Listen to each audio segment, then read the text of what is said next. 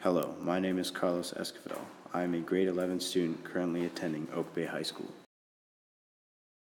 Our English class has been studying one of the world's most famous poets, Sir William Shakespeare, and one of his most famous works, Macbeth.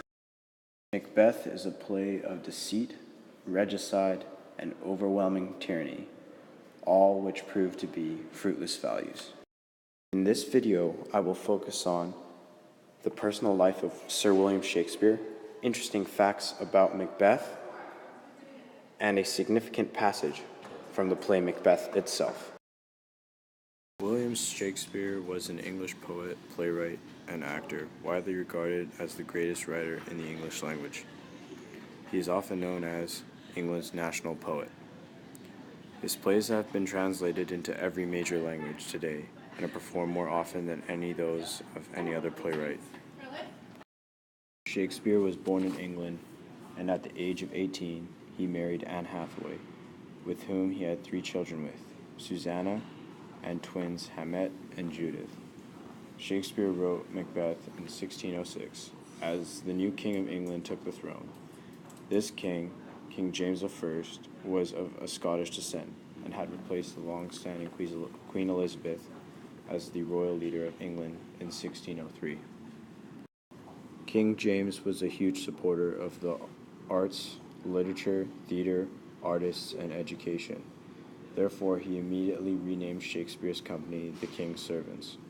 In order to please King James, Shakespeare immediately set to work on a Scottish historical play that would favor King James's ancestors and display a tone of power and honor for his new leadership.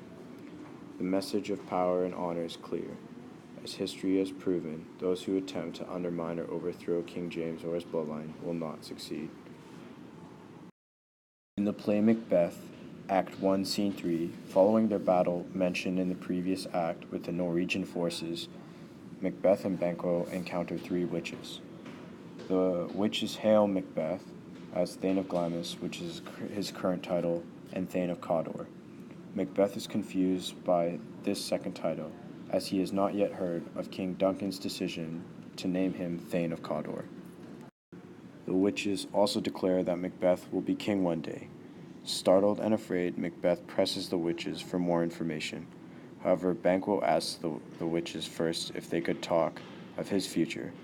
The witches turn their attention to Banquo. They call Banquo to be lesser than Macbeth and greater, and not so happy, but yet much happier. Then they tell him that he will never be king, but that his children will sit upon the throne.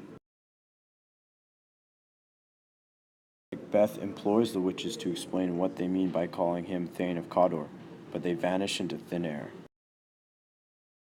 This specific act and scene are significant because at first Macbeth and Banquo treat their prophecies as false, until some of King Duncan's men come to thank the 2 generals for their victories in battle and to tell Macbeth that he has indeed been named Thane of Cawdor.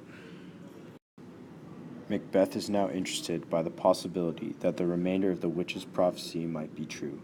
Macbeth writes ahead to his wife, Lady Macbeth, telling her all that has happened. She desires the kingship for him and wants him to murder King Duncan in order to obtain it, which in the future leads to their demise. Shout out to Mr. Mackenzie and Sir William Shakespeare for making this video possible. Thank you.